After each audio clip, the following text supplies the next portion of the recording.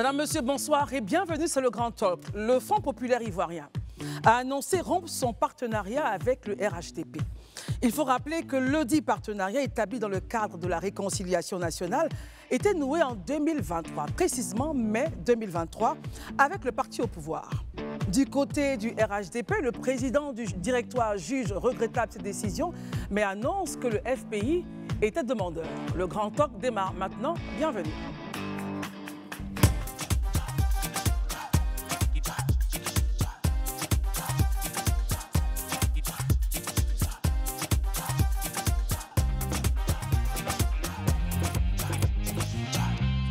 Merci d'être avec nous comme tous les soirs depuis hier, la reprise.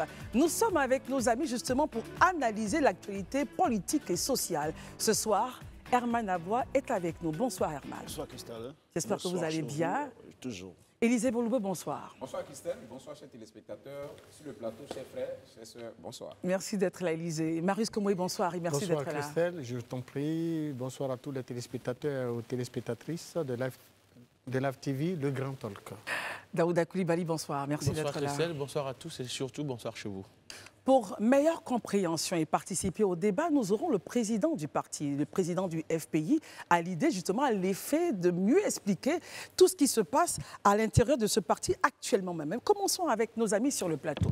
Herman Aboua, alors, il y a tellement de choses qui se passent au FPI, mais axons un peu notre regard sur quelques points.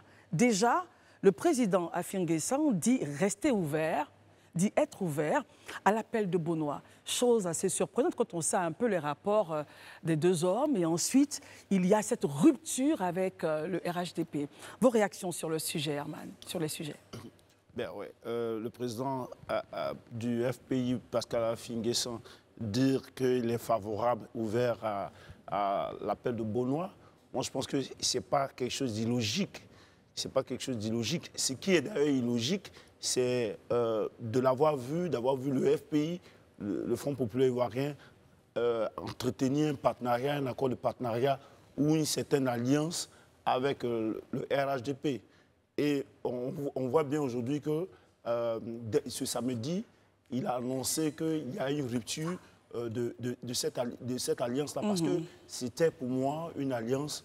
Et ça reste une alliance contre nature. Peut-être qu'on aura l'occasion. Contre nature. Oui, contre nature. Donc vous n'êtes pas surpris en réalité? Je ne suis pas surpris. Ça ne pouvait pas. On peut avoir toutes sortes d'alliances, mais des alliances contre nature, contre des idéologies qui sont en antagonisme avec des idéologies, ça ne peut pas tenir. On a vu avec le Front républicain, ça n'a pas pu tenir.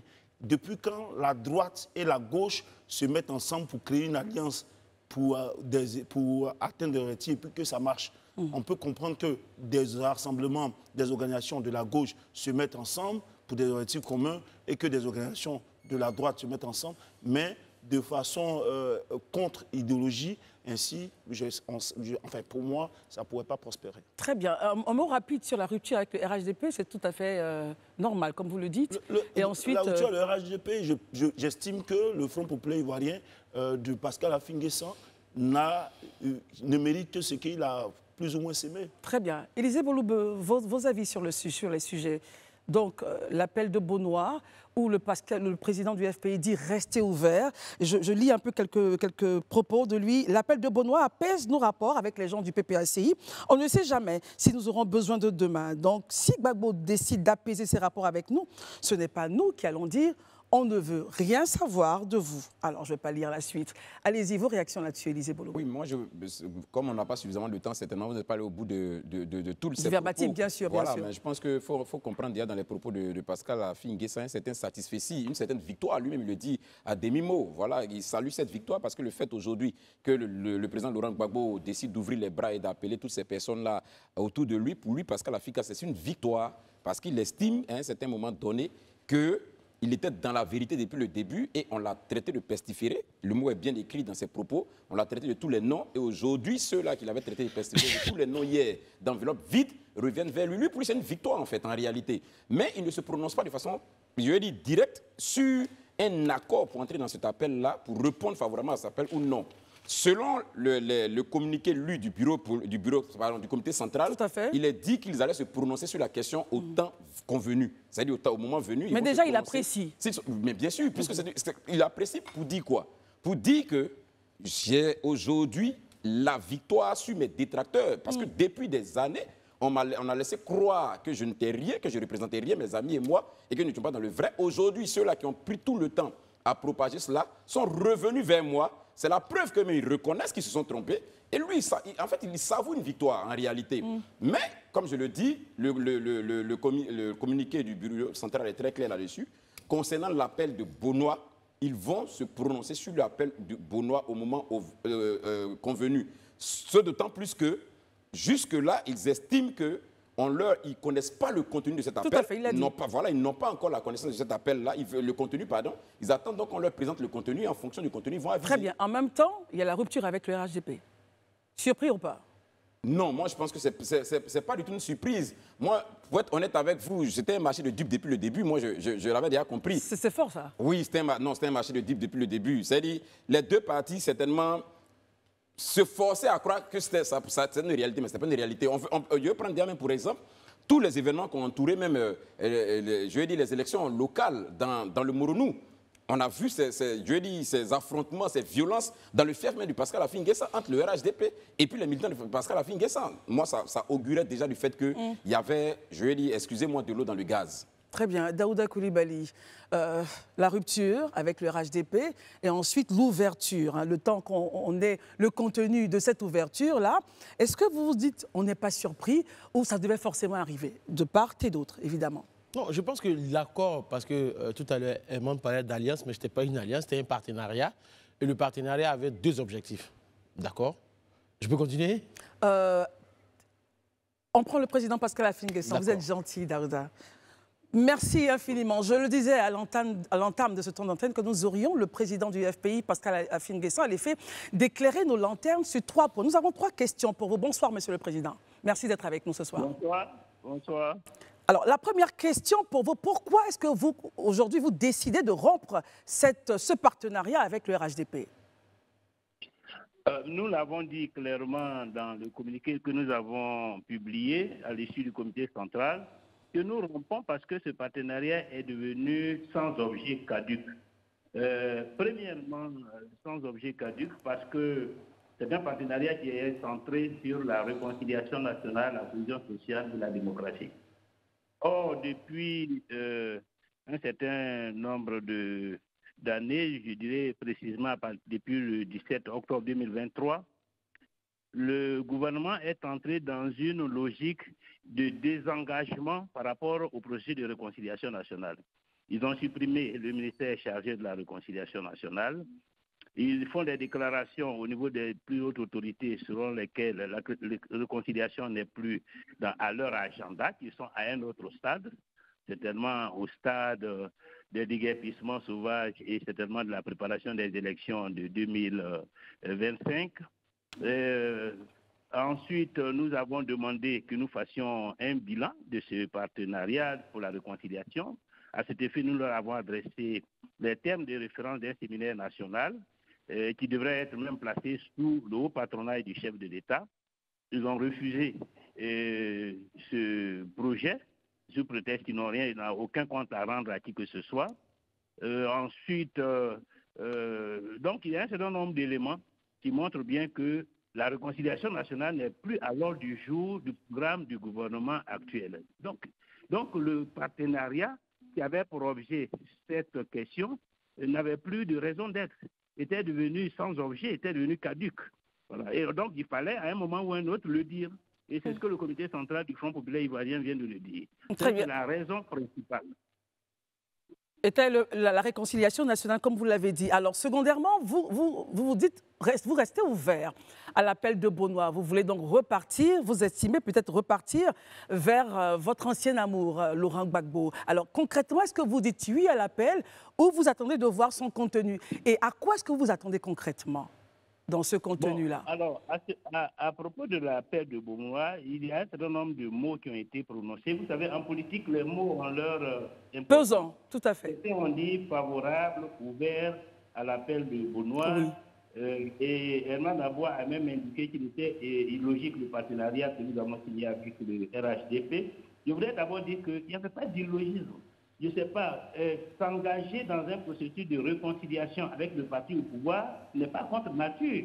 Tout le monde adhère à la réconciliation.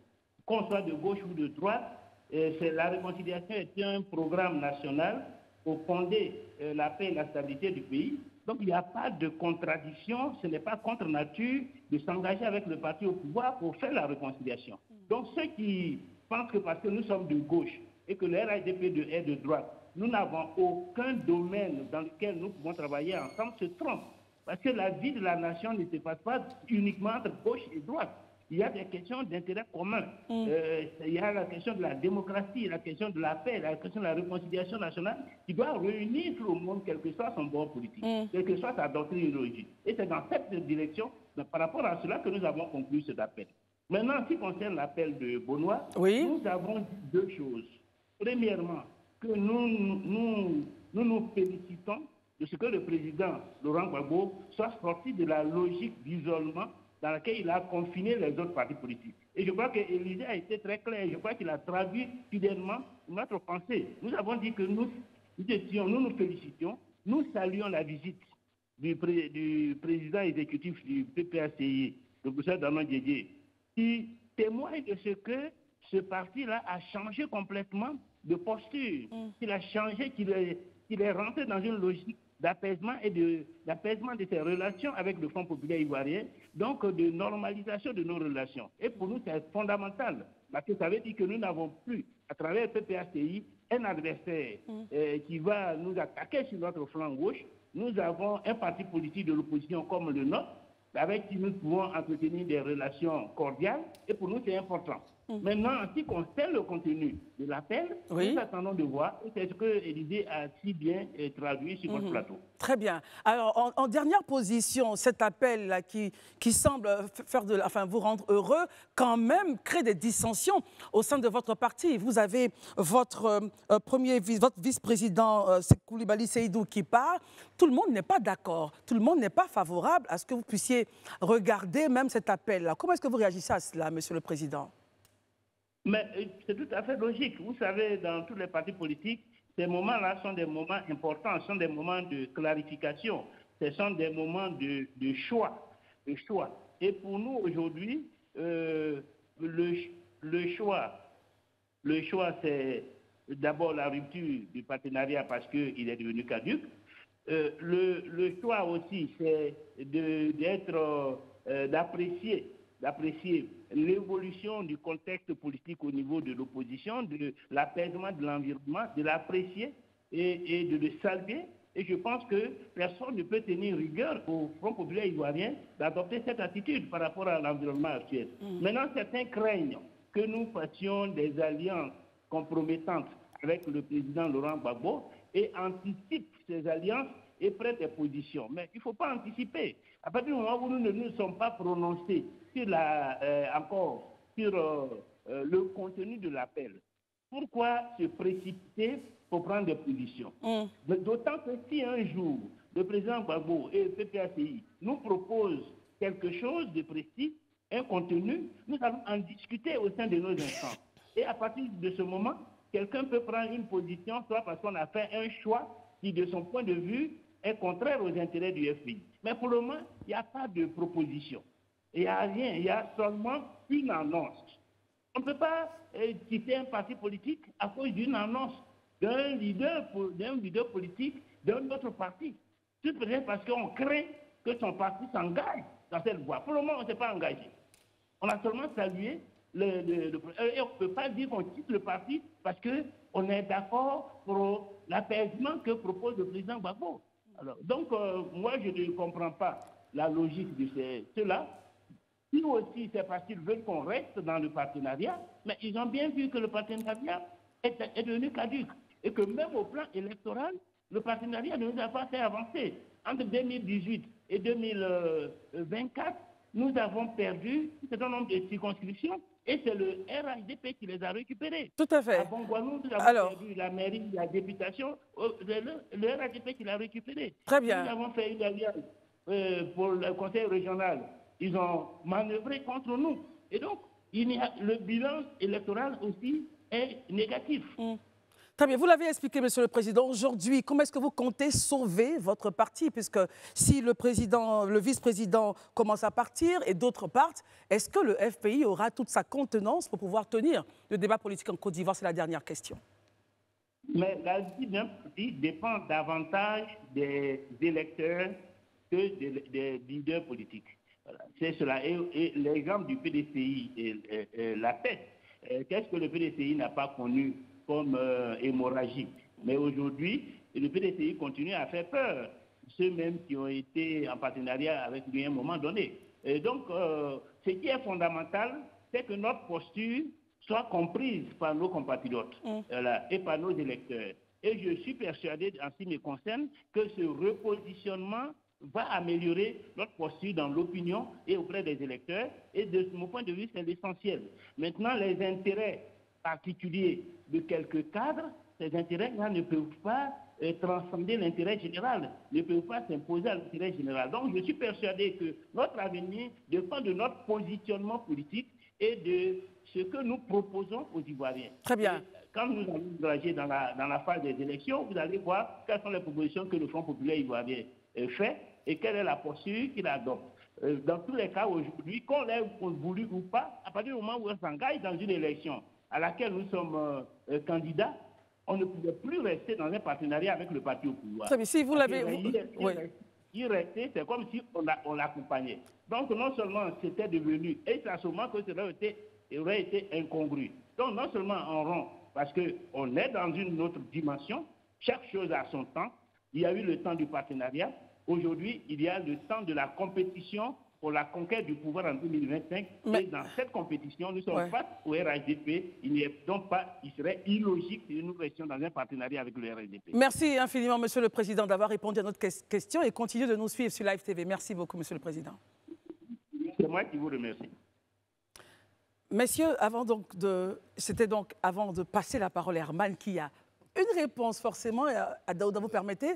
On part avec Herman. Alors, Herman, il estime que votre point de vue est quelque peu, selon lui, illogique parce que pour les bienfaits, donc pour la bonne gestion du pays, il faut, en dépit des idéologies, se rapprocher et parler des choses qui concernent la nation. Tout à fait normal. Moi, je pense qu'on est tous on est tous favorables, on est tous pour une réconciliation et autres. Ouais. Mais on regarde la démarche politique. C'est vrai que le président Pascal Affi N'Guessan du FPI a soutenu le fait que ce partenariat était sur la question de la réconciliation.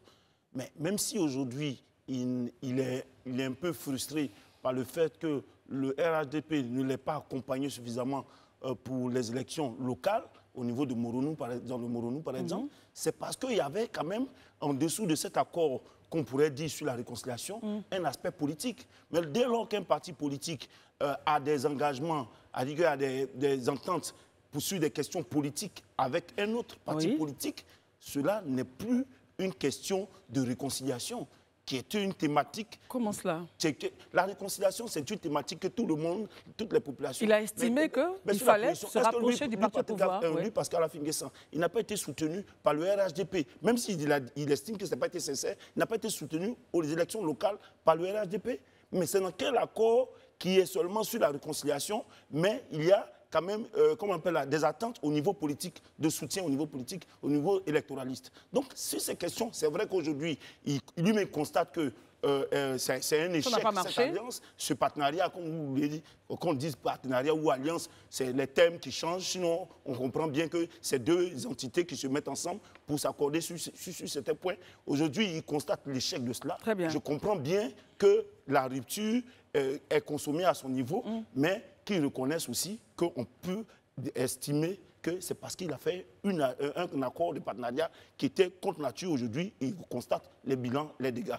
Alors, Daouda, avant donc de réagir sur les propos du président Affi N'Guessan, vous aviez la parole. J'aimerais quand même avoir votre point de vue sur les deux points avant de réagir sur ces réponses.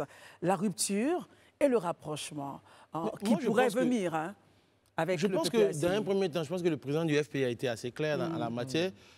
Ils avaient un partenariat qui avait deux piliers. C'est cela. Le premier pilier, c'était pour la réconciliation nationale. On le sait tous, durant l'élection à mi-mandat et autres, On a vu les belligérants ça et là, le discours qui devenait plus ou moins dur dans chacun. Donc, il fallait apaiser la situation. Je pense que c'est dans ce cadre-là qu'il s'inscrit dans un premier temps.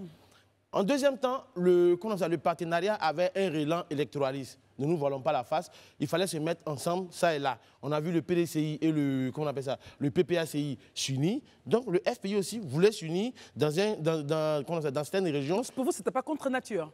Mais Christelle, ce qui est grave, et même quand j'entends le propos contre nature aujourd'hui, il faut rappeler aux uns et aux autres que depuis la chute du mur de Berlin, il n'y a plus d'alliance contre nature. Il y a les idéologies s'entremêlent en fonction des intérêts. Quand on regarde un parti aujourd'hui comme le RHDP, parti libéral, qui, dans le grand pan de son projet, en fait, a un programme social du gouvernement, qui a un projet carrément social. Est-ce qu'un parti socialiste ne pourrait pas s'inscrire dans cette démarche-là? Quand on voit un parti comme le FPI, en son temps, sous Laurent Gbagbo, qui avait plus ou moins des relents socialistes, mais tenir des postures libérales, je veux dire, ça n'existe plus. Il faut sortir de ce clivage-là. Aujourd'hui, quand on voit un parti comme le PPACI et le GPS s'unir, est-ce qu'il y a alliance plus contre nature que ça? Moi, je parlais même du syndrome de Stockholm dans cette situation-là. Donc, c'est vous dire, il faut sortir de ce clivage-là, de dire alliance contre nature. Tous les partis se sont alliés dans ce pays-là. Passons à autre chose. L'autre étape qui est importante pour moi aujourd'hui, là où je rejoins Herman, je veux dire, concrètement, après ce que le président Pascal Affi-N'Guessan a dit, de mon point de vue, de mon analyse personnelle, j'estime que le président Pascal Affi-N'Guessan se prévaut aujourd'hui de ses propres turpitudes. Comment cela, Daouda? Parce que hier, M. Pascal Affi-N'Guessan était dans son temps dans une alliance avec l'EDS. Ça n'a pas marché. Après, vous vous êtes retrouvé dans la chimérique CNT. C'est vous qui avez payé le plus gros tribut dans cette histoire. Aujourd'hui, vous êtes venu avec le RHDP. Aujourd'hui, vous lorgnez encore. L'ancien, vous avez parlé d'ancien amour. J'ai comme l'impression qu'en fait, c'est l'image de cette femme-là qui a été aimée par un homme. Et aujourd'hui, cet homme-là... Est-ce que c'est pas ça l'essence du jeu politique, Daouda? Oui, mais n'empêche qu'au final, finalement, les Ivoiriens sont à même de se demander quid de la crédibilité de M. Pascal Affi-N'Guessan. Pas trop fort. Mais c'est le mot. Parce qu'aujourd'hui, la question que tout Ivoirien, toute analyse peut se poser, est-ce que M. Pascal Affi-N'Guessan, aujourd'hui, dans sa démarche, est-il crédible?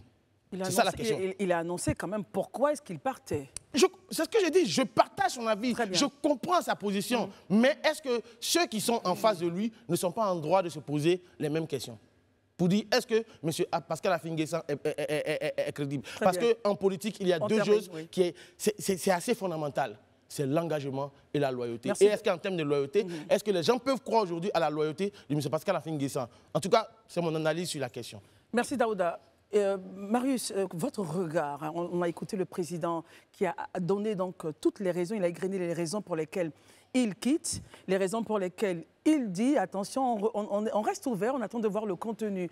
Et vous avez écouté ces réponses. Comment est-ce que quel est votre postulat au-delà de tout ce qui vient de se passer? J'ai écouté avec beaucoup d'attention la réaction de mes collègues. Je puis vous dire une chose, c'est que j'ai retenu dans les propos du président Affi-N'Guessan deux choses importantes. La première, c'est qu'il dit, en vérité, ce n'est pas une décision qui émane de lui, Affi-N'Guessan, en tant qu'individu, en tant que personnalité politique et de façon intuitive personnelle. Non. Il dit la décision d'abord de faire l'alliance est une œuvre du comité central de son parti. Donc, il ne s'est pas assis entre quatre murs pour prendre ses rêves, pour incarner les préoccupations de son parti. C'est important dans la gestion d'un parti. Et donc ça, peut-être, ça a échappé. Mais il fallait que je rappelle Pourquoi c'est important pour vous de mentionner que ce n'est pas sa décision personnelle? Oui, parce qu'en vérité, un parti politique, ça ne se dirige pas comme si on dirigeait une famille. Et donc, ce n'est pas une propriété personnelle. C'est des cadres qui se mettent ensemble, qui ambitionnent naturellement de prendre le pouvoir d'État et l'exercer. Et donc, toutes les décisions découlant donc de la volonté du parti d'exercer ses prérogatives sur l'échiquier politique national devraient découler évidemment de l'ensemble des cadres du parti à travers l'essence de décision par excellence. Et dans le cadre du FPI, il le dit si bien, et il a bien répété cela, ça vient du comité central du parti. Pareil pour la suppression, pour ne pas dire le départ hein, le départ de l'alliance. Il dit que nous quittons cette alliance du partenariat, nous quittons ce partenariat parce qu'effectivement, dans le cadre donc, des élections régionales récentes et municipales, on s'est bien rendu compte que lui-même, le président Afin Guessan, a perdu sur ses propres bases, là où il était lui-même déjà président du conseil régional. Alors, je ne vois pas comment, si le RHDP l'aurait soutenu, il aurait pu perdre dans cette contrée. Vous pensez qu'il n'a pas été soutenu par le RHDP? Ah, mais il a dit que le RHDP ne l'a pas soutenu et les faits sont là.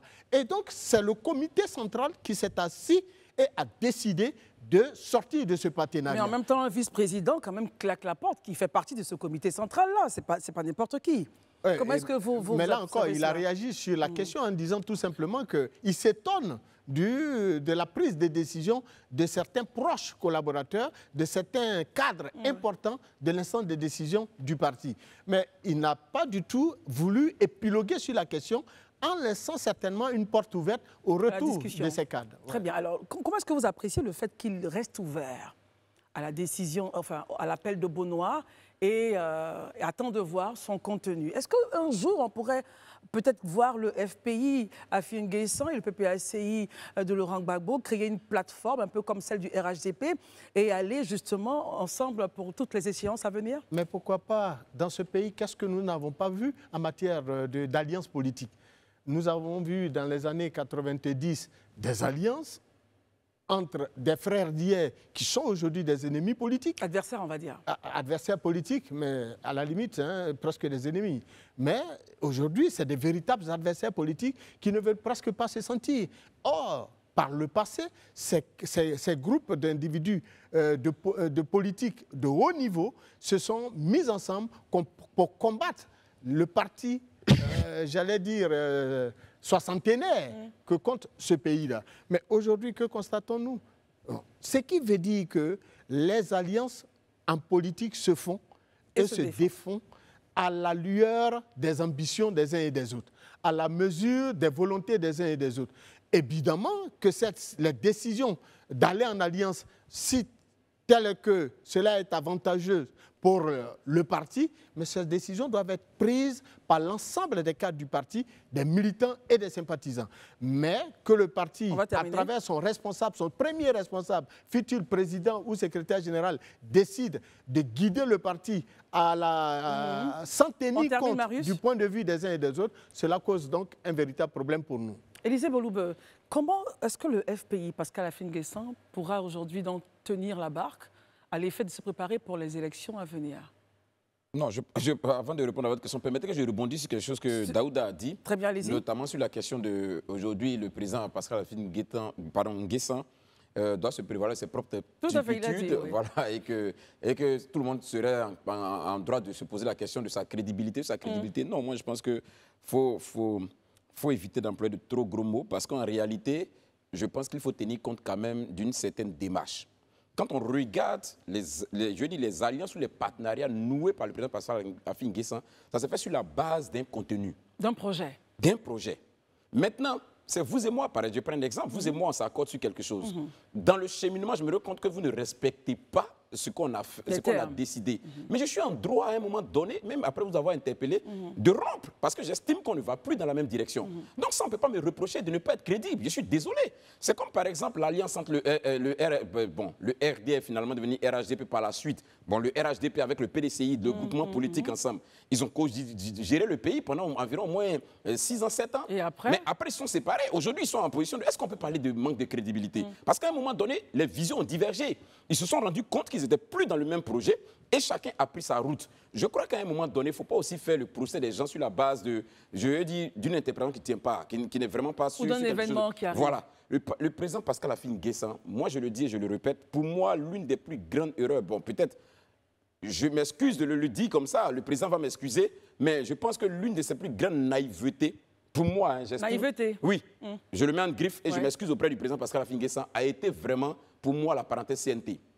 Pour moi, ça a été la parenthèse CNT. Sinon, sur la base des autres accords avec l'EDS et tout, pourquoi je dis que c'est la parenthèse CNT? Parce que sur la parenthèse, le CNT, il s'est engagé corps et âme dans le CNT. Mais quand on sort du CNT et que maintenant ces partis-là qui avait constitué le CNT décide donc de se retrouver pour aller aux compétitions électorales, on le met à l'écart. C'est là qu'il se rend compte qu'il s'est fait duper, quelque part. Il s'est fait justement duper. Et ça, on ne peut pas le lui reprocher si demain il le confronte à ceux-là qui l'ont dupé pour leur dire je ne suis pas d'accord avec la manière dont vous avez fait, moi je me retire. On ne peut pas le dire qu'il n'est pas crédible. C'est ceux qui sont en face justement qui doivent se poser la question de savoir est-ce qu'ils ont été justes, est-ce qu'ils ont été loyaux sur les engagements qu'ils ont pris. Est-ce que justement le bilan de cela a été fait? Mais le bilan a été fait. Quand il s'agit d'arrêter les candidatures pour aller aux législatives en 2021, mais c'est là qu'ils l'ont mis carrément à l'écart. Tout à fait, tout à fait. Et on s'est rendu compte. Et là, il s'est rendu compte qu'il a payé le lourd tribut du CNT, mais en vain. Parce qu'en réalité, ceux pour qui il s'est battu, avec qui il s'est battu, l'ont abandonné au bord du chemin. Donc ça, on ne peut pas le reprocher au président Pascal Affi-N'Guessan. Je crois qu'à un moment donné, quand même, il faut que nous aussi, sur le plateau ici, on puisse mettre les politiciens devant leurs responsabilités. On puisse mettre les politiciens devant leurs responsabilités. Ce que le président Pascal Affi-N'Guessan dit, et il prend des faits. Et on va terminer, sur la base de ces faits-là, je pense que ça s'entend. Si on s'est accordé sur un projet pour aller ensemble, et qu'à un moment donné, je me rends compte que ce projet n'est pas exécuté comme se doit, mais c'est mon droit le plus absolu de vous interpeller. Peut-être là où j'ai besoin d'avoir une réponse du président Pascal Affi-N'Guessan, vu que ce partenariat s'est fait dans un cadre bien précis, est-ce qu'ils se sont retrouvés dans ce cadre-là pour qu'ils interpellent ses partenaires d'à côté pour leur dire non, on ne marche pas dans le même sens avant de venir prendre cette décision? Est-ce qu'un bilan a été fait? C'est ce que je demande. Est-ce que ça a été fait avant qu'ils ne viennent proclamer aux yeux de tout le monde la rupture? Peut-être c'est cette question-là que je voudrais vraiment, la réponse que je voudrais entendre de la part de Pascal Affi-N'Guessan. Je trouve qu'il a été cohérent du début jusqu'à maintenant. Absolument. Alors, je suis quand même surpris. Oui, allons-y. Surpris de la part d'Élysée parce que... Pourquoi? On se rappelle encore l'année passée, sur le même plateau ici, j'étais celui qui défendait ce partenariat-là, pendant que les uns et les autres parlaient d'alliance. Élysée était parmi ceux qui décriaient cette alliance. Parce qu'aujourd'hui, pourquoi est-ce que je parle de crédibilité? Ce n'est pas moi qui mets la crédibilité. Qui met sa crédibilité en doute, Daouda? Ce sont ses camarades politiques aujourd'hui. Le comité central? Non. Mais pourquoi je pose le postulat? Que ce soit même ceux avec qui il a envie de faire l'alliance, au niveau même de l'opposition. Parce que finalement, depuis des années jusqu'à aujourd'hui, on est confronté à une situation où c'est pratiquement à chaque élection, que ce soit les élections à mi-mandat ou des élections au niveau présidentiel, c'est M. Pascal Affi-N'Guessan qui est dans des partenariats ou des alliances avec les autres. Et finalement, quand on sort de cette situation, on se retrouve être le dénon de la farce. Mais est-ce que c'est pas ça justement l'essence d'un parti politique, de créer nouer des partenariats? Mais justement, même si on doit nouer des partenariats, on ne peut pas, Christelle, de toi à moi, aujourd'hui je ne peux pas être les jours père avec toi, les jours impairs avec Herman et les jours autres jours avec finalement Élysée. À un moment donné, il faut que on ait une logique. En politique, Daouda. Même si on est en politique, la politique quand même, ce n'est pas, même si on parle de la politique, c'est pas trop, j'ai pas envie de dire le mot, mais souvent de fois, il faut rester cohérent dans sa démarche. Selon vous? Selon moi, quand on a fait l'EDS et que l'EDS, ça n'a pas marché, quand on est parti faire la CNT, la chimérique CNT, on dit quoi? Le CNT, dont lui-même il parle de naïveté. Moi, je ne parle pas de naïveté. Parce que, est-ce que la candidature de M. Pascal Affi-N'Guessan avait été rejetée en 2020? Non. C'est lui-même qui s'est engouffré dedans. Et finalement, on s'engouffre dedans, ça ne marche pas. Aujourd'hui encore, après tout ce que M. Laurent Gbagbo a pu dire, on a parlé d'enveloppe bide, d'enveloppe déchirée, de cailloux qu'il faut contourner. Et après tout ça encore, finalement, bon, on peut l'entendre, on peut le voir, on peut ceci. Il reste ouvert. Finalement, est-ce que les gens ne sont pas en droit de dire, mais finalement, M. le Président, quelle est votre posture? Très bien. Daouda, merci beaucoup. Je peux comprendre clairement M. Koulibaly ou bien les autres cadres du FPI qui aujourd'hui ont envie de partir.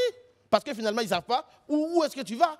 Très bien. On est en droit de se demander que veut M. Pascal Affi-N'Guessan. Vous l'avez déjà dit, Daouda. Voilà. Merci beaucoup. Merci. Alors, je ne sais pas, on a quelques minutes avant, parce qu'il faut qu'on parle sport aujourd'hui quand même, parce que la Côte d'Ivoire a un match important. Alors, Herman, rapidement, et puis on avance. Non, je voulais me prononcer aussi sur la question de l'appel de Benoît, parce que j'ai eu seulement réagir. L'appel de Benoît, le Front populaire ivoirien qui veut aller à l'appel de Benoît, je pense bien qu'aujourd'hui, lorsqu'il rompt son accord de partenariat avec le RHDP, cela voudrait bien dire qu'il rejoint officiellement, pleinement, l'opposition ivoirienne.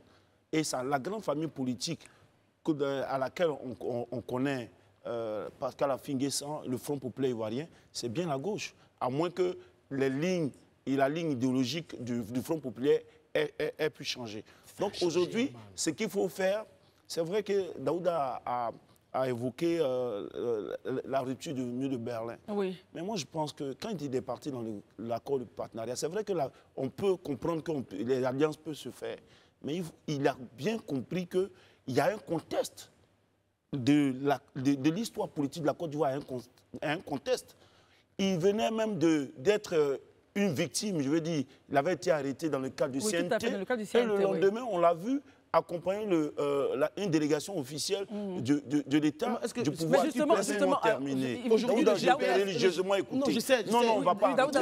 Il va terminer. Ici, on a dit la discipline. Ça doit aussi nous guider tout le long de cette saison. Allons-y. Je dis, donc, lorsqu'on voit cela, au lendemain, ce n'est pas seulement en mars 2023 que Pascal Affi-N'Guessan a commencé à traiter le RHDP. Il a commencé à lorgner le pouvoir à Alassane Ouattara depuis bien longtemps, au lendemain même du CNT. Et c'est d'ailleurs pourquoi, comment on appelle, Kafana Koné dit que... Juste regrettable. Non, Kafana Koné dit qu'ils ne sont pas demandeurs, c'est plutôt le FP qui était demandeur de cet accord. Très bien. Donc je veux dire qu'aujourd'hui, il faut l'admettre. Il comprend que ça a échoué. Il retourne, il logne une autre alliance. Il reste ouvert. Il reste ouvert. On est bien content pour lui, mais qu'il reconnaisse que ce sont ces erreurs stratégiques qui ont conduit à cela. Merci, messieurs. On ne finira pas d'en parler, ça c'est clair. On ne finira pas d'en parler. Souffrez donc que nous puissions mettre un point à ce sujet-là. On pourra en débattre une autre fois. Il y a tellement à dire. Mais regardons un peu du côté de Yaoundé. C'est pas grave, Daouda. Vous avez dit pas mal de belles choses, rassurez-vous. Allons du côté justement avec vous à Yaoundé. Non, moi, le sport, je sais que ce n'est pas trop ma tasse de thé. Daouda, il s'agit de la Côte d'Ivoire, merci. Oui, les éléphants jouent. Il s'agit de la Côte d'Ivoire. Je sais qu'ils vont gagner, comment on appelle ça. Tu permets, s'il te plaît? Herman Aboua, permettez. Herman Aboua, c'est vous qui avez parlé de discipline. Mais enfin. Tu parles de discipline, mais bon. Allons-y. Donnez-nous des leçons, pourtant je ne suis pas les leçons en classe. Daouda, donc, je tiens à dire que les éléphants de Côte d'Ivoire ont tout mon soutien et je souhaite qu'aujourd'hui encore, on va pouvoir gagner comme on a pu battre la Tanzanie la dernière fois 2-0. Je pense que la première mi-temps était très difficile pour nous. La Tanzanie, la Zambie. Pardon, la Zambie. Je sais que la première mi-temps était très rude pour nous. J'espère que face au Tchad aujourd'hui, qui, franchement, pour ma part, est-ce qu'ils ont déjà joué à la Coupe d'Afrique? Je ne pense pas. À ma connaissance, je ne sais pas. J'espère comme une nation ragisée. Oui, même si, mais bon, c'est pas une nation qui va. Le chiffre, mais ce n'est pas une nation qui va pouvoir nous battre, qui va nous battre aujourd'hui. Je suis sûr et certain que les pachydermes ivoiriens vont, pour ne pas dire le commando ivoirien, va faire très fort et on va se retrouver à la deuxième plus belle CAN jamais organisée au Maroc. Pour l'instant, le score est de 0-0. Élisée Boloubeu, c'est de bon augure. Vous pensez que notre Emers Faye national pourra donc aligner un bon 11 qui pourra nous donner un résultat qu'on attend, 3-0, 4-0, enfin peut-être que je suis un peu trop gourmande. Non, je pense déjà qu'il faut, sur le papier, faut avoir l'honnêteté de le dire, sur le papier, les éléphants pas de favoris. C'est clair. Voilà, ils sont champions d'Afrique et depuis notre victoire, on n'a pas encore fait de défaite. Là, on est dans une très bonne dynamique. C'est vrai qu'on a fait un nul en amical face au Bénin, mais après ça a été des enchaînements de victoires. Et puis aujourd'hui, au regard, je dis, des classements FIFA, on est vraiment en pole position comparé au Tchad. Mais est-ce que tout ceci joue, c'est ça? Mais tout ceci joue en fait, tout ceci joue. Et puis on a une réputation à défendre, on a un titre à défendre. Vous imaginez, je dis, la CAN au Maroc sans la Côte d'Ivoire, pays détenteur du trophée, c'est quelque chose qu'on ne peut imaginer. Et je pense que les enfants en sont conscients, les jeunes gens en sont conscients et ils mettent tout en œuvre pour pouvoir ramener le gain du match. Et je suis confiant qu'ils pourront remporter ce match à Yaoundé. Messieurs, vous avez tous suivi l'actualité. Il y a eu donc cette altercation entre Emers Faye, notre entraîneur, et un confrère. Je vous demande donc de regarder vos écrans pour juste un rappel et un débrief. Sur le plan offensif, pendant 65 minutes, on a vu une équipe de Côte d'Ivoire titubée sur le plan offensif, je le dis. Est-ce qu'il n'était pas important et opportun de choisir entre Amad Diallo et Diakité Oumar qui, tout au long de la rencontre, se sont marchés dessus? C'est ce qu'on a fait. C'est ce qu'on a fait. On les a sortis. Ben, il aurait fallu que vous fassiez ça un peu plus tôt. Bon, passez votre diplôme d'entraîneur, après vous prenez ma place. Ah bon? Merci. Merci pour la leçon, coach. Merci.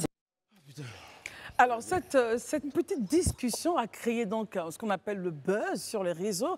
Certains étaient pour dire non, il a bien répondu, le confrère a peut-être un tout petit peu exagéré. tandis que les autres disaient que non. Et Mers n'a pas été courtois. Il a fait preuve d'orgueil, alors qu'on le connaît pour son humilité. Daouda, votre point de vue là-dessus, rapidement. Je pense que le coach Emers Faé devrait avoir le triomphe modeste. Voilà, parce que j'estime que pour cette réponse qu'il a accordée, qu'il a adressée aux confrères du sport au niveau après le match. On va faire rapide. Hein, voilà, j'estime qu'il a été inutilement désagréable. Il aurait pu répondre autrement. Je pense que vous êtes la reine qui me dit à chaque fois, Daouda, tu aurais pu dire ça autrement. Faye Mers aurait pu dire ça autrement. Je pense qu'il a été arrogant. Et j'espère bien que ça va continuer cette victoire. Herman, rapidement, quelques secondes, on prend l'avis de tout le monde. Mais si on regarde bien la vidéo qu'on vient de voir, on a compris qu'à sa question, le coach MS Faye a répondu. Exactement. Il a insisté de façon, je pense, de façon gênante, agaçante. Et ce n'est pas respectueux. Demander à un coach pourquoi est-ce qu'il ne l'a pas envoyé plus tôt, ça veut dire que tu te mets à sa place. Mais pour revenir, les Mourinho, les Pep Guardiola, souvent, même Ancelotti de Real Madrid, souvent on ne comprend pas son match. Jusqu'aux dernières 10 minutes. Je peux terminer rapidement. Jusqu'aux dernières 10 minutes. Mais lorsqu'il fait rentrer des joueurs et que ces joueurs-là concrétisent, mouillent le maillot, ils marquent des buts, c'est un beau coaching, on dit. Pourquoi est-ce que le confrère ne reste pas à dire que Mers Faye, c'était difficile pour les éléphants, pour faire rentrer des joueurs qui ont fait gagner. C'est un bon coaching. Élisez, votre point de vue rapidement avant le journal et ensuite Marius. D'accord. Moi, je dirais déjà, il y a deux interventions. Hein, aux deux. Déjà, on va en faire une. Déjà au confrère, oui. Au niveau du confrère, je pense qu'il était insistant. Je pense qu'en réalité, il n'avait pas à insister parce que la question était déjà répondue. Maintenant, ce qui concerne Faye, je pense à un certain moment donné, je peux le comprendre en fait. Il peut être un peu agacé parce qu'il voit qu'on revient sur une même question, on remet en cause en fait sa tactique et ça peut peut-être le frustrer, mais il ne devait pas répondre de cette manière. Je crois qu'on n'a pas besoin à ce moment-là d'avoir des frictions pareilles. Il faut qu'on soit unis pour aller. Marius, rapidement, votre point de vue avant d'aller au journal. Alors, Mers Faye a fait montre de responsabilité, encore une fois, parce que quoi qu'on dise, il ne revient pas à un journaliste de décider à quel moment un joueur doit sortir. Et d'ailleurs, quand il a posé la question au coach, le coach lui a dit clairement, c'est ce que nous avons fait.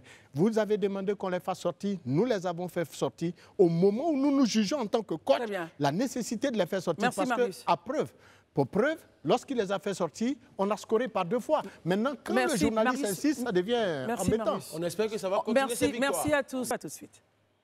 Merci de votre fidélité à ce programme. Le grand talk continue et encore, nous sommes là jusqu'à 20h30. Herman Aboua, Élisée Boloubeu, Marius Komoé, Daouda Coulibaly sont toujours avec nous. Nous rejoindra, j'y suis arrivée, en plateau, Monsieur Éric Aimé Sémian, président de l'OIDH. On parlera donc de cette ordonnance qui a été prise et qui met le feu aux poudres. Que se passe-t-il à la suite de cette ordonnance? Parce que Marius Komoé fera donc le rappel des faits.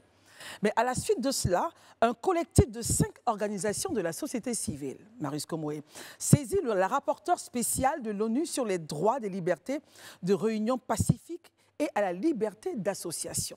Avant d'en arriver là, les faits, que se passe-t-il? Pourquoi cette ordonnance poserait-elle problème? Marius Komoé. Alors, il faut dire que l'ordonnance a été voulue par le ministère de l'Intérieur à la suite d'une multitude d'informations et d'enquêtes menées tant au niveau national qu'au niveau international sur le financement des OSC, les organisations de la société civile en Côte d'Ivoire.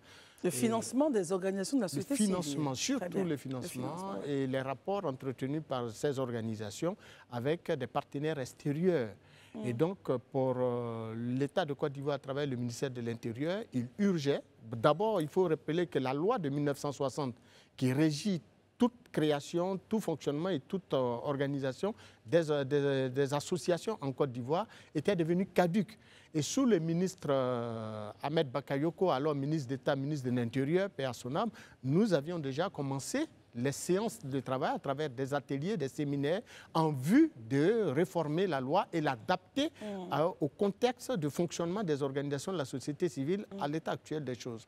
Et donc, c'est une suite logique du travail abattu par le prédécesseur du ministre Vagondo, que sous j'allais dire, les inspirations du ministre Vagondo, nous nous sommes retrouvés encore dans les échanges. Mais là où le bas blesse, c'est qu'au moment où l'ordonnance sort, on se rend compte que désormais, au niveau même du financement des organisations de la société civile, c'est-à-dire des associations, l'État aura un droit de regard. Dès lors que l'ordonnance impose aux organisations de la société civile de rendre compte à l'État de leur financement, de leur source de financement, bien évidemment, du fonctionnement de leurs organisations, en faisant un rapport annuel de leur activité au plan financier, au plan technique et autres à l'État. Mais au-delà de cet aspect des choses, il ne faut pas oublier que les organisations de la société civile, les 5 signataires, dénoncent le fait que, bien évidemment, cette loi entache, à n'en point douter, la liberté justement des associations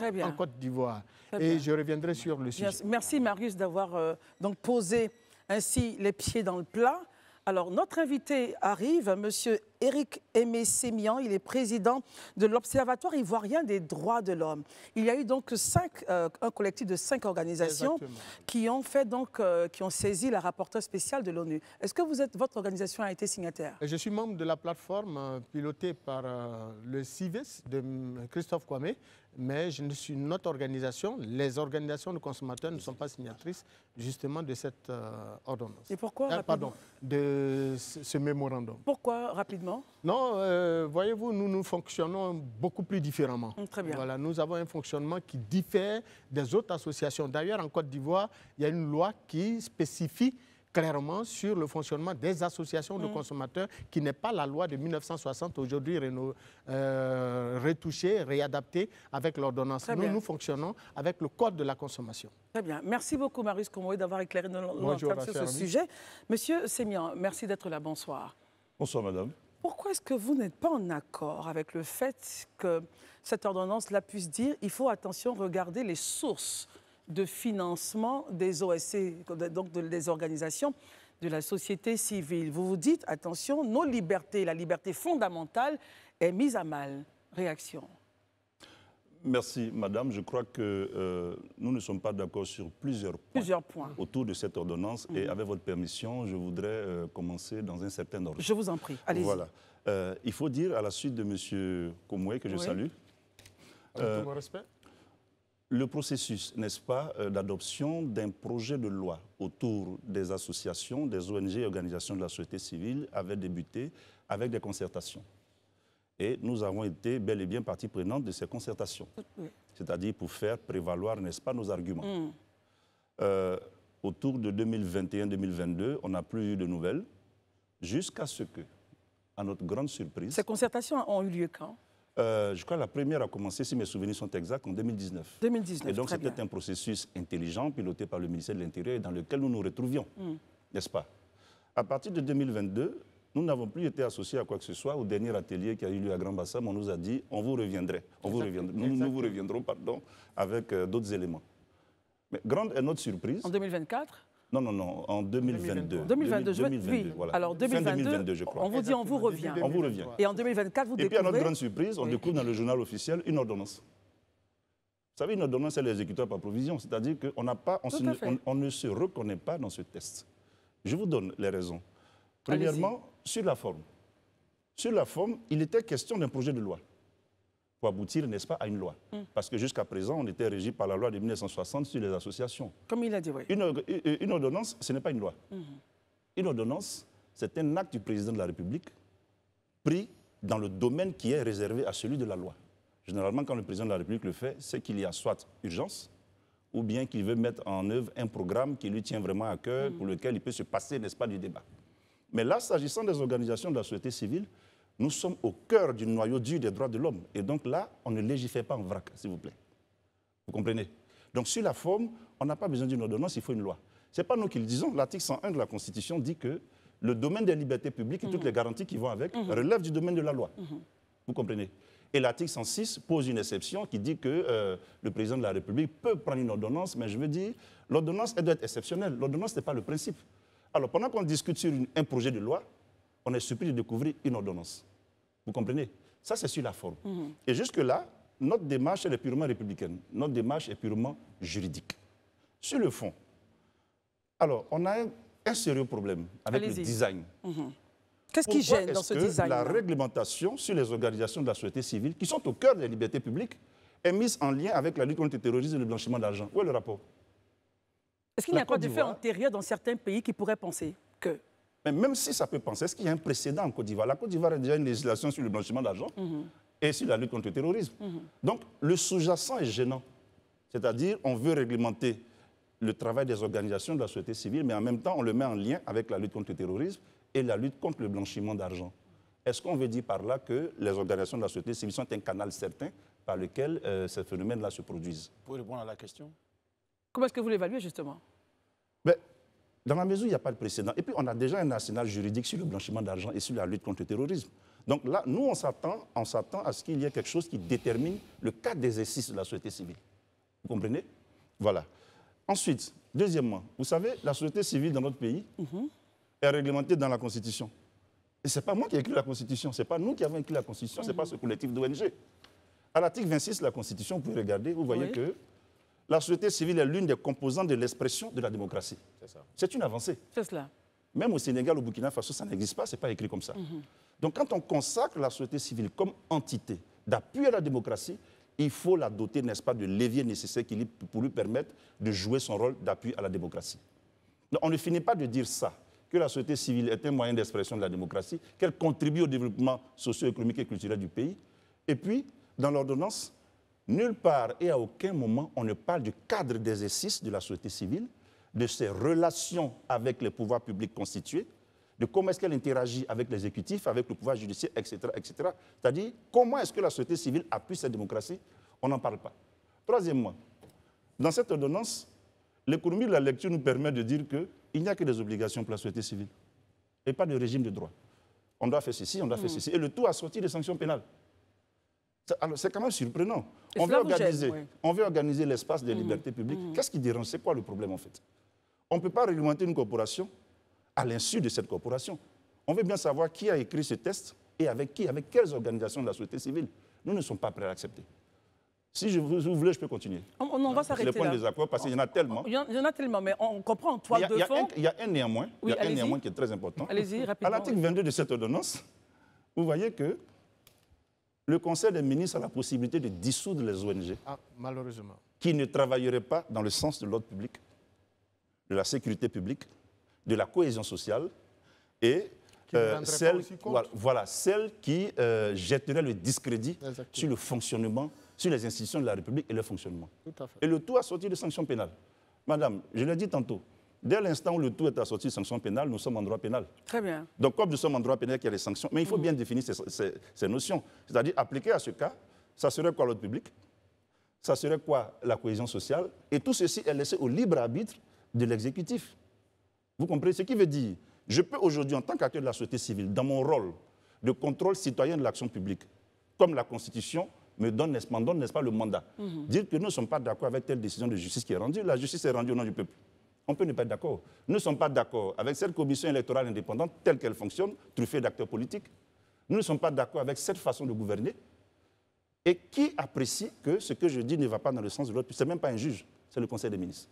Ça nous pose problème. On vous a entendu, monsieur Éric Aimé Sémian. Je rappelle pour ceux qui viennent de nous prendre en marche qu'il est le président de l'Observatoire des droits de l'homme. Et justement, nous parlons de cette ordonnance qui pose problème selon les organisations de la société civile. Daouda, monsieur Sémian a fait donc la litanie, nous a fait l'économie de tout ce qui pourrait gêner. Non, de certains points. Voilà, parce qu'on n'aura pas le temps de tous les égrener, c'est clair.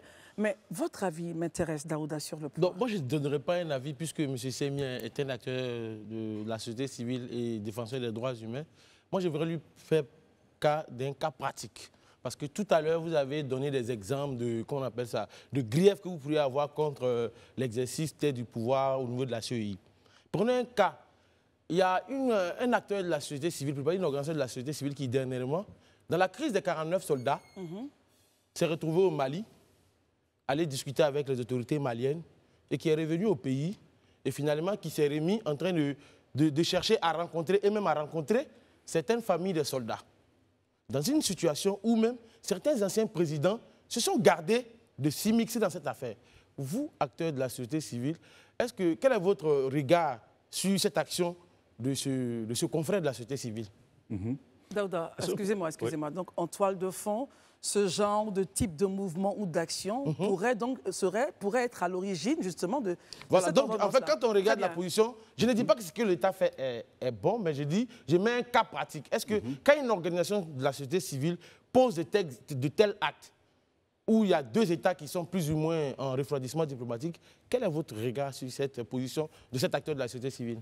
Oui, je voudrais savoir quelle est sa question précise, parce que vous me mettez face à un cas, on n'a pas tous les éléments, ou bien vous avez des référents, il s'agit de qui? Non, je parle pour être plus précis, je suis plus précis, voilà. Je parle du cas Pichéric Balé, qui est votre consoeur dans le cadre de la société civile, qui dernièrement s'est retrouvé au Mali dans l'affaire des 49 soldats, de la crise des 49 soldats, qui après est revenue au pays, elle a été arrêtée. Est-ce que selon vous, cela ne pourrait pas pousser l'État à dire, je vais prendre des mesures comme ça? Donc je vous demande, c'est un cas pratique pour nous éclairer en fait. Est-ce que cela vous permet de pouvoir répondre à la question? Ce que nous pensons de cette situation qui s'est déroulée. Alors, il faut dire qu'il faut garantir à la société civile sa liberté d'action. Dès l'instant où cette affaire des 49 soldats avait, je vais dire, c'était plus un secret défense. C'était une situation qui avait explosé et qui concernait tous les Ivoiriens. Tous autant que nous sommes, on était concernés, n'est-ce pas? Ce que nous avons reproché, c'est le fait que le trouble à l'ordre public qui lui était reproché n'avait pas été clairement établi. Qu'est-ce qu'on lui reprochait clairement? Comme acte de sédition, comme acte, n'est-ce pas, manœuvre visant à déstabiliser le territoire, le pays, pardon, qui avait été posé. Jusque-là, nous ne voyons pas. Le fait d'aller rencontrer les parents des victimes, n'est-ce pas que c'est des Ivoiriens? Alors pourquoi vous prenez ce cas? Moi, je vous ramènerai d'autres hypothèses. Il y a eu des hypothèses où on s'est affronté, on a bien fait la guerre dans ce pays. Il y a eu des victimes. Il nous est arrivé d'aller rencontrer des parents, des familles de victimes, etc. Est-ce que ce n'était pas des affaires ivoiro-ivoiriennes au lieu d'affaires ivoiro-maliennes? Peu importe, tant que des Ivoiriens peuvent parler à d'autres Ivoiriens, ne serait-ce que pour leur apporter quelques réconforts que ce soit, nous, ça nous va. Nous, on attendait, quand on dit qu'un de nos collègues est arrêté pour trouble à l'ordre public, qu'il soit établi qu'on l'a vu en train de fomenter tel truc avec... Voilà, comme ça, on aurait pu comprendre. Alors, mais selon vous, donc, une telle action ne peut pas justifier donc, la prise d'une telle ordonnance, ce genre d'action. Si tant est qu'on est dans l'exemple de Daouda. Si on part dans l'hypothèse que M. Daouda a eu à utiliser, le mot trouble à l'ordre public, il est quand même fort. Hein? Très bien. C'est tellement fort qu'il ne faut pas regarder ce que les acteurs de la société civile posent pour dire que non, ça c'est trouble à l'ordre public. À l'opposé et à rebours. Autour de cette même affaire, mais il y a eu d'autres acteurs publics qui ont dit à chacun son malien. Vous comprenez? Oui. Vous pouvez donner des exemples? Parce que moi, j'en ai donné. Pas ses contemporains. Il y a eu d'autres acteurs politiques. En fait, ce que nous avons noté, on n'est pas venu faire le procès de cette affaire. Mais ce que nous avons noté, c'est, si vous voulez, il ne faut pas réagir à géométrie variable. Quand il y a un problème, est-ce que ce qui était reproché à la collègue, c'était le fait qu'elle n'était pas d'accord avec la position officielle ou bien qu'elle pensait autrement? Vous comprenez? On n'est pas tous obligés d'être d'accord dans un État. Face à une crise qui oppose la Côte d'Ivoire à un autre pays, dans les informations qui nous sont données, nous avons le droit de dire qu'il y a anguille sous roche, mais il y a quelque chose qui n'est pas clair. C'est notre droit. Et de dire que peut-être que l'État devrait fonctionner comme ci ou devrait fonctionner comme ça. Vous comprenez? Très bien. Écoutons Élisée. On a cette liberté. Élisée, question? Moi, j'ai un commentaire suivi d'une question. Le commentaire, c'est qu'à écouter M. Sémian et éventuellement nous référant aux articles de la Constitution, je pense que ce qu'il dit quelque part a un fondement assez solide. Oui.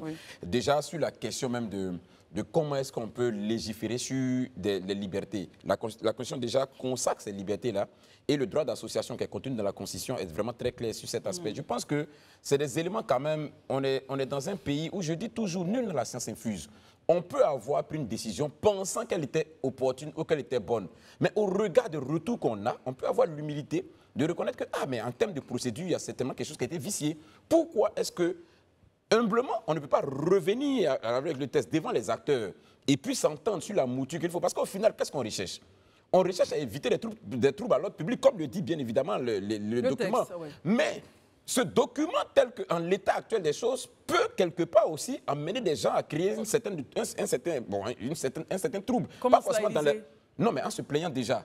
En se plaignant déjà, en mettant déjà, comment on appelle ça, cette ordonnance-là, en la décriant déjà à longueur de journée. Est-ce qu'ils disent, comme je le dis, ça repose sur des faits, à la lumière de la loi que nous-mêmes, dont on s'est doté nous-mêmes. Donc sur cette base-là, on peut dire quelque part, il y a un conflit avec la loi. Il faut qu'on aille, pour moi, je pense, il n'est jamais trop tard pour bien faire. On peut toujours revenir et puis envoyer. Ce d'autant plus, je le répète, ce d'autant plus que si l'ordonnance, comme on le dit, a été signée paraphée par le chef de l'État, comme le nom l'indique, aujourd'hui, il est majoritaire au Parlement. On fait passer ça à la loi tranquillement et puis on l'a fait voter. Moi, pour moi, ça, on légifère, on finit dessus. Mais deuxième, la question que je vais poser maintenant à M. Sémian, oui.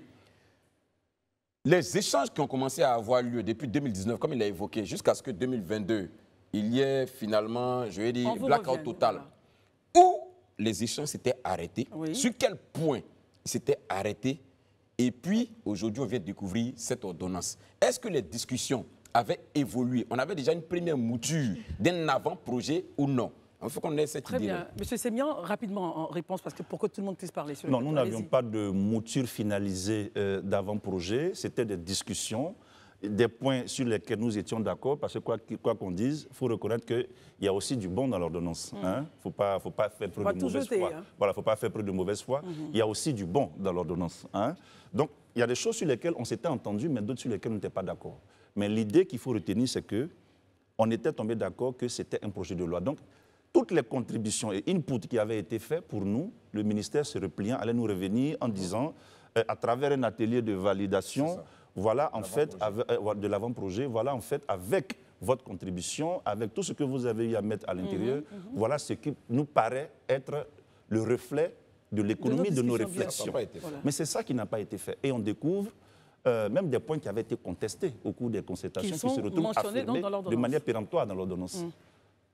Ma question, tout à l'heure, il avait dit qu'il y avait d'autres points essentiels qui étaient des points à discussion. D'achoppement. Je voudrais que quand même, on est devant la télé, qu'ils reviennent sur ces points-là. Alors, on va juste les égrener rapidement, Monsieur le Président, les autres points d'achoppement qui sont dans cette ordonnance. OK, merci. Je voulais revenir sur un point important qui est celui qu'en réalité, il nous apparaît important d'insister sur le fait que le test sur la société civile doit s'inscrire dans la continuité de ce que la Constitution avait dit. Pour en revenir sur un point de forme, je regarde encore la Constitution. Prenez l'article 102 de la Constitution. L'article 102 définit ce qu'on appelle les lois organiques. Les lois organiques qui établissent donc le fonctionnement des institutions, des structures et systèmes qui sont prévus dans la Constitution. Alors, dès l'instant que la société civile est consacrée dans la Constitution, comme faisant partie du système politique, comme une institution, je ne dis pas comme une institution, mais comme une structure et un système dans la Constitution, nous sommes fondés à demander une loi organique, madame. Vous comprenez? Bien sûr. Nous sommes également fondés à demander une loi organique. Voilà donc un point qui nous apparaît important. Alors qu'on est en droit de demander une loi organique, on nous ramène à une ordonnance. Ça veut dire qu'on a reculé. On ne peut pas vouloir améliorer une loi et puis on prend une ordonnance. Du coup, la question qu'on se pose, qu'est-ce qui, sur les 64 dernières années, parce qu'on a travaillé sur l'empire de la loi de 1960, de 1960 à 2024, qu'est-ce qui n'était pas urgent, qui soudain devient urgent pour qu'on adopte une ordonnance? La lutte contre le terrorisme, peut-être? Oui, mais on a déjà une législation en matière de terrorisme. Pour vous, ça suffit? On peut amender cette législation, prévoir, s'ils veulent bien, un contrôle, n'est-ce pas, pour les ONG, mais le texte qui réglemente la façon dont les ONG doivent travailler en Côte d'Ivoire ne peut pas être le sous-bassement de la lutte contre le terrorisme. Ce lien qui est fait est choquant. Et je voudrais répondre à une question. Pourquoi nous avons saisi le rapporteur spécial? Ça, c'est fondamental pour nous. Oui, c'est la question que je vous posais tout à l'heure. Voilà, pourquoi nous avons saisi? Alors, il faut d'abord savoir c'est qui un rapporteur spécial. C'est qui un rapporteur spécial? Vous savez, en droit de l'homme, il y a ce qu'on appelle cette grande summa divisio dans le système de protection des droits de l'homme des Nations Unies, entre les organes de la Charte et les organes des traités. Un rapporteur spécial, il fait partie des organes de la Charte, notamment du Conseil des droits de l'homme, dont la Côte d'Ivoire a été membre. La Côte d'Ivoire a été membre du Conseil des droits de l'homme à 3 reprises. Donc la Côte d'Ivoire a contribué à la désignation de ces experts-là. Tout à fait. Les rapporteurs spéciaux, notamment les rapporteurs thématiques, sont là pour veiller à ce que l'étendue des libertés telles que contenues dans les instruments internationaux des droits de l'homme, auxquels les États sont partie prenante, n'est-ce pas, soit respectée. La Côte d'Ivoire a ratifié toutes les conventions internationales. Mais à travers cette ordonnance, on voit une mauvaise compréhension de la liberté d'association. À quoi devrait donc s'attendre ici en Côte d'Ivoire, justement, de ce rapport qui est parti, les conclusions? Qu'est-ce qui pourrait... Je vous donne un exemple. Oui, allez-y. Le rapporteur spécial a été saisi, sur la liberté d'association, a été saisi concernant le cas de la Tunisie et de l'Angola, il n'y a même pas un an, qui avait adopté des lois identiques que celles que l'ordonnance, c'est-à-dire des lois qui ne favorisent pas, n'est-ce pas, la liberté d'association. Qu'est-ce qui s'est passé? Mais le rapporteur a fait une communication à ces États pour les rappeler à l'ordre. Les rappeler à l'ordre pour leur dire non, ça ne cadre pas avec vos engagements internationaux. D'ailleurs, vous n'avez pas à mettre en lien la lutte contre le terrorisme et le blanchiment d'argent à mettre ça en lien avec, n'est-ce pas, la réglementation sur la société civile. Ont-ils donc suivi? Ces États sont dans des processus de révision, n'est-ce pas, de ces lois pour tenir compte des observations du rapporteur spécial. Et ce, d'autant plus que la Côte d'Ivoire passe le 5 novembre prochain à l'examen périodique universel, qui est la plus grande revue mondiale en matière de droits de l'homme. Le 5 novembre prochain, et nous y serons tous. Ce discours-là, si vous voulez, cette question sera, n'est-ce pas, abordée au cours de l'examen périodique universel. Donc vous voulez nous dire ici que la Côte d'Ivoire a tout intérêt à revoir sa copie? Mais c'est de façon citoyenne que nous le disons. Et c'est même dans l'intérêt de la Côte d'Ivoire elle-même pour s'éviter une humiliation inutile. Est-ce qu'en l'état actuel de l'évolution démocratique qu'on connaît, c'est cette, si vous voulez, vision de la société civile qui doit être présentée? Très bien. Madame, ça ne fait pas joli à voir. Un État qui a été membre du Conseil des droits de l'homme, un État qui se présente aujourd'hui comme étant un État qui a fait des progrès. Bien sûr, il y a des choses à dire, mais qui a fait quand même des progrès, quoi qu'on dise, et qui se dote d'une législation pareille sur la société civile, non, ça ne va pas. Marius Komoé, alors vous avez mis le pied dans le plat, vous avez expliqué la situation, mais j'aimerais vous entendre, même si vous n'êtes pas signataire quand même, j'aimerais vous entendre sur la question. Est-ce que l'État de Côte d'Ivoire doit faire volte-face? Non, dans les faits, les organisations de la société civile sont solidaires de l'action de leurs compères dans toutes les sphères de décision. Et bien évidemment, cette action initiée par 5 organisations de la société civile que nous suivons à travers notre plateforme commune nous permet d'évoquer donc... et d'ailleurs, on parle d'ordonnance, mais on ne cite même pas encore l'ordonnance. Alors, il s'agit de l'ordonnance 2024-368 du 12 juin 2024 relative donc aux organisations de la société civile en Côte d'Ivoire. Et cette ordonnance, à dire vrai, présente dans certains de ses aspects, dans certaines de ses dispositions, un certain nombre de violations des règles, des libertés octroyées déjà à la suite de hautes luttes par les organisations de la société civile. Et donc, c'est à juste titre qu'ensemble, certaines organisations ont jugé nécessaire de porter à la connaissance donc, des instances internationales leur récrimination. Mais en tant qu'organisation de défense et de protection des intérêts des consommateurs, nous disposons d'une loi. D'une loi sur la consommation qui régit notre fonctionnement, au-delà donc de la loi sur les associations. Très bien. Alors, on a terminé l'émission. Juste un point. Mais oui, bien sûr, vous allez faire une petite précision de quelques Voilà, puisque vous avez posé une question tout à l'heure, apparemment, je l'ai sans doute survolé. Quels sont les autres points? Regardons déjà l'article 1er. Non, on ne pourra pas tout citer, les autres points, malheureusement. Nous sommes, les organisations de la société civile doivent être apolitiques, on est d'accord. On ne doit pas avoir de lien avec les partis politiques. Oui. La notion de lien mérite d'être précisée, parce que c'est quoi un lien avec les partis politiques? Dans notre travail, on est amené à collaborer avec tous ceux qui occupent l'espace civique et démocratique. Vous ne devez pas être partisan, peut-être? Non. Apolitique, on est d'accord, on n'est pas partisan. Mais le lien, ça veut dire quoi? Parce que le tout est assorti de sanctions pénales. Est-ce que le lien, c'est parce que j'ai une campagne de plaidoyer, je m'en vais voir tel parti politique, ou bien je m'en vais rencontrer tous les acteurs politiques, c'est ça un lien? À l'effet d'instruire les militants, assurément. Et si vous prenez par exemple pas un meeting politique d'un parti politique? Vous êtes invité. Non, ça c'est tout autre chose. S'il vous plaît, il faut préciser. C'est pourquoi je demande. Oui, il faut préciser, parce que, comme le texte est assorti de sanctions pénales, le droit pénal, il brille par sa clarté. Absolument. Vous comprenez? Absolument. Alors, est-ce que parce que je sors de la maison du PDCI, comme je crois qu'il y a un militant politique qui a été arrêté d'un parti politique, est-ce que parce que je sors de cette maison, est-ce que ça voudra dire que ça mérite d'être précisé? Pourquoi? L'espace civique et démocratique, il est occupé par qui? Le premier acteur, c'est l'État. Très bien. Le deuxième acteur, c'est les partis politiques. On a terminé l'émission. Un cas d'échange existe avec l'émission est terminée, très cher. Pas du tout. Alors, ce qu'on va faire, c'est très intéressant. Oui, il faut qu'il faut réinviter, oui, M. Sémien. C'est clair. C'est clair. Le sujet est important. Non, on est toujours en direct. On aura l'occasion. Il y a la question des rapports d'activité. Voilà. Non, je vous en prie, on ne va pas refaire l'émission. Mais déjà, merci d'être venu éclairer nos lanternes. Et le sujet mérite qu'on puisse s'étaler encore davantage pour meilleure compréhension. Les populations attendent de comprendre ce qui se passe. Merci infiniment d'être venu, Monsieur le Président. Je rappelle que vous êtes Éric Aimé Sémian. On a eu beaucoup de plaisir à vous écouter ce soir. Vous êtes le président de l'Observatoire ivoirien des droits de l'homme. Merci beaucoup d'être venu. Merci. Merci, madame. Merci, chers tous. Merci à toi. Et puis, on se retrouve demain. D'ici là, portez-vous bien. Les programmes continuent sur la FTV. Bonsoir.